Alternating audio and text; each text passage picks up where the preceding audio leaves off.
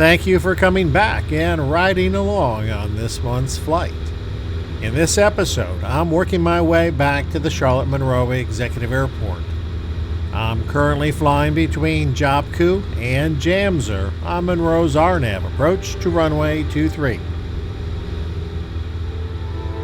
While the weather looks a little cloudy and hazy today, it's pretty nice VMC, and I don't really need to do the approach. But doing so will be good procedural practice. I'm flying November 2055 Echo, a 1975 Cessna 172 N model, and I'm currently level at 3,000 feet. I'm flying northwest toward Jamser, an intermediate fix on the approach. When I get to Jamser, I'll turn left onto the inbound approach course of 233 degrees and begin a descent down to 2,300 feet.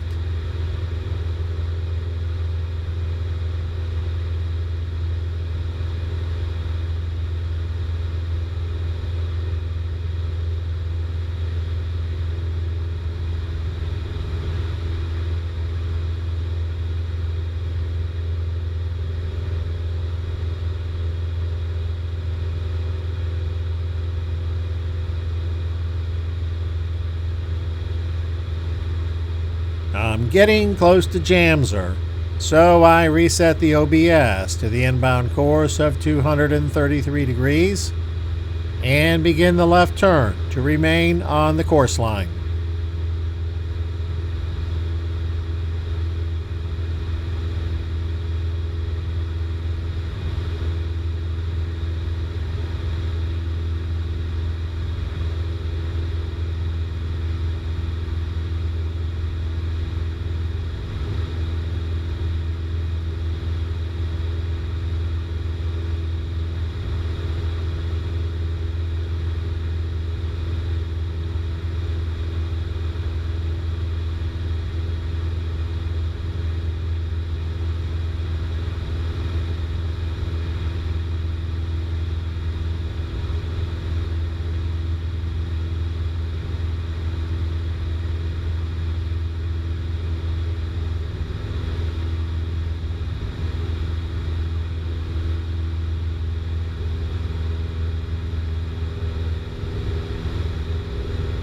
I'm now established on the inbound course, which means I can now descend to 2,300 feet. Mixture, full rich, and reduced throttle to start down. This puts me about 10 nautical miles from the runway threshold. You can see on the Omni head that the localizer needle is centered, which is perfect. The glide slope needle is deflected full up, which is exactly where it should be right now on the approach.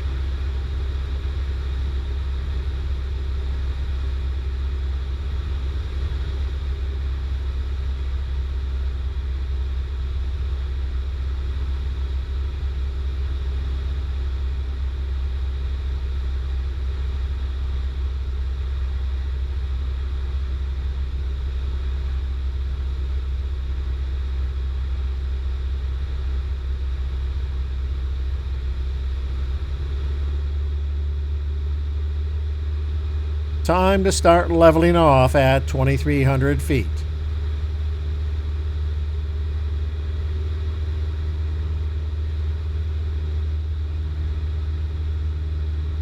I'm approaching the final approach fix, which is a good time to run through the landing checklist. Seat belts and harnesses fastened, fuel selector both, mixture full rich, engine instruments checked and normal, vacuum good, amp meter is good, brakes checked.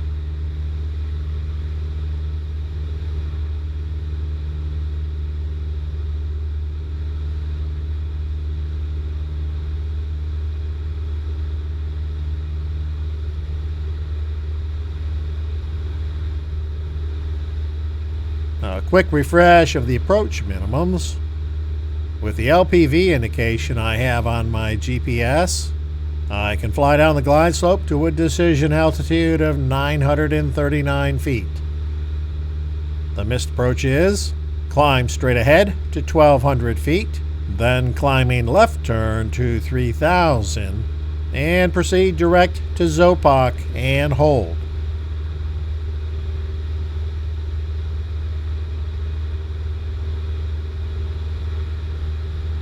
I'm not sure if you can see it, but the glide slope is getting close to the center of the dial on the Omni head.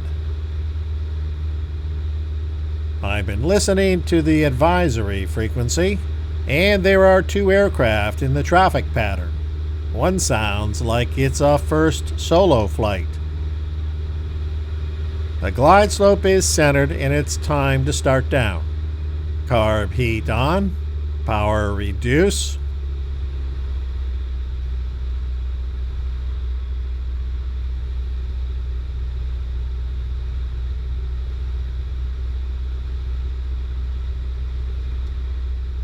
I make an announcement I'm doing a practice instrument approach to runway 23 and that I'm 5 miles out for a touch and go landing.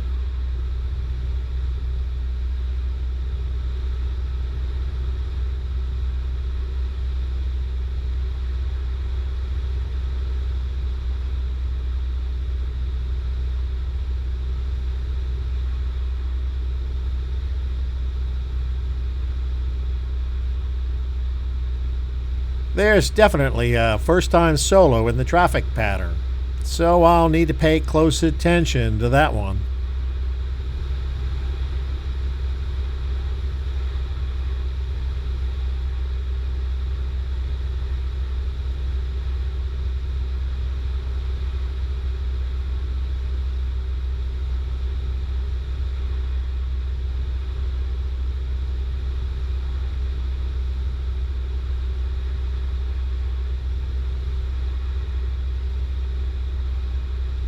I turn on the landing light to give others a better chance of seeing me. And down below out the window is the US 74 bypass, which tells me I'm 3 miles from the runway, which I announce on the radio. That solo flight is on downwind, and I think we might be in conflict with each other, and I'm thinking I might need to do a 360.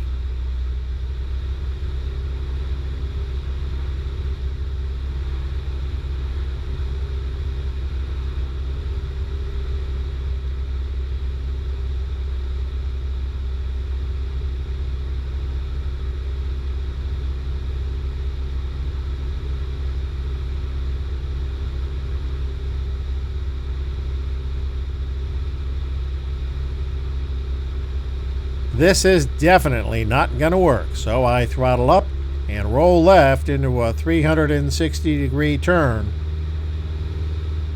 Call on the radio and let the student pilot go ahead of me and do a normal pattern.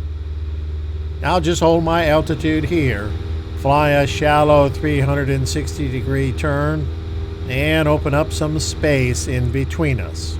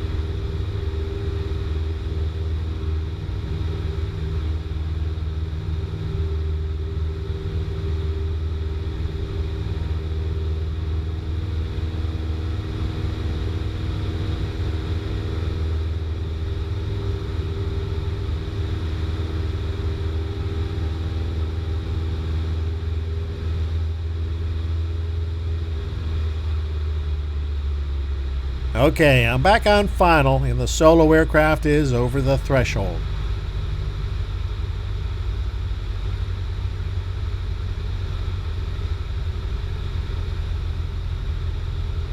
Drop some flaps.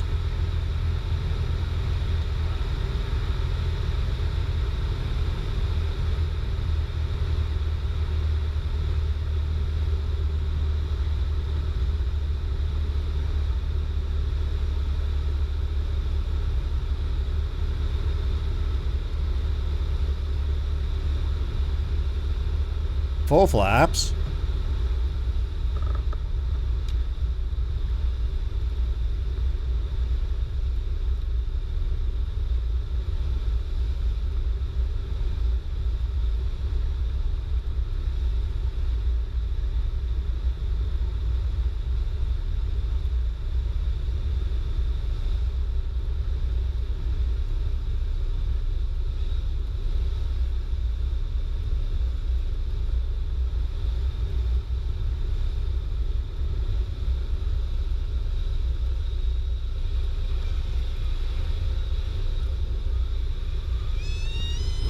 Touchdown.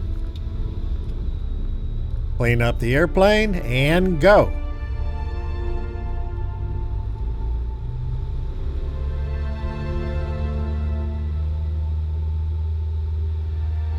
I'll make several trips around the traffic pattern, which will be in the next episode.